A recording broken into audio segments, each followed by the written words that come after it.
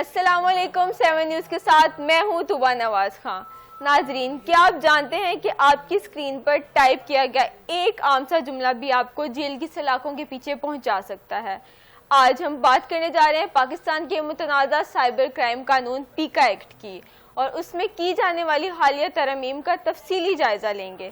سن 2016 میں جب پیکا قانون متعارف کروایا گیا تو اس کا بنیادی مقصد عوام خصوصاً خواتین کو hacking, online fraud, blackmailing اور دہشت گردی جیسے جرائم سے تحفظ فراہم کرنا تھا۔ پاکستان میں انٹرنیٹ استعمال کرنے والی خواتین کو اکثر ہراسمنٹ، بلیک میلنگ اور سائبر سٹاکنگ کا سامنا کرنا پڑتا ہے۔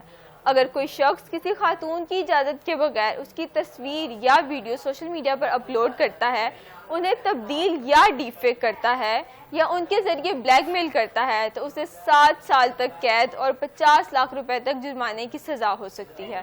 اسی طرح کسی خاتون کو انٹرنیٹ پر مسلسل پیچھا کر کے ہراساں کرنے، دھمکیاں دینے یا نازیبا پیغام بھیجنے والوں کو 3 سال تک قید اور 10 لاکھ روپے جرمانہ مقرر کیا گیا ہے۔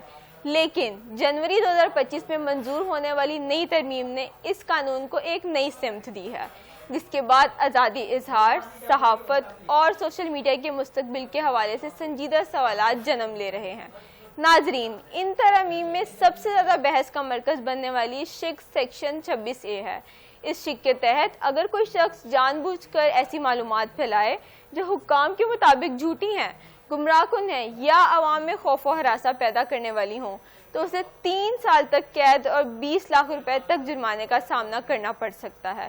ان ترامیم کے بعد FIA کے روایتی سائبر کرائم ونگ کی جگہ national cyber crime investigation agency یعنی NCCIA قائم کی گئی۔ اس ادارے کے ڈائریکٹر جنرل کو پولیس کے IG کے مساوی اختیارات دیے گئے ہیں تاکہ سائبر جرائم خصوصاً خواتین کو ہراساں کرنے والے عناصر کے خلاف تحقیقات کو مزید تیز اور مؤثر بنایا جا سکے۔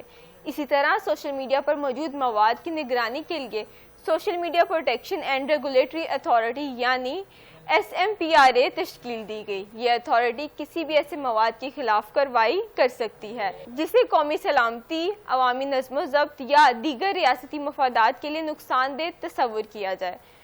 مزید یہ کہ سائبر مقدمات کے فیصلوں کے لیے خصوصی ٹریبیونلز قائم کیے گئے ہیں جنہیں 90 دن کے اندر مقدمات نپٹانے کا پابند بنایا گیا ہے تاکہ ہراسمنٹ کا شکار ہونے والی خواتین کو سالہ سال عدالت کے چکر نہ کاٹنے پڑیں اور انہیں جلد انصاف مل سکے۔ حکومت کا موقف ہے کہ سوشل میڈیا پر خواتین کی کردار کشی، ڈیپ فیک ٹیکنالوجی کے ذریعے جعلی ویڈیوز، جھوٹی خبروں، نفرت انگیز مواد اور ڈیجیٹل پروپیگنڈے کے بڑھتے ہوئے رجحان کو روکنے کے لیے مؤثر قانون سازی ناگزیر تھی۔ حکام کے مطابق یہ ترامیم قومی سلامتی، خواتین کے تحفظ اور عوامی مفاد کے تحفظ کے لیے ضروری ہیں۔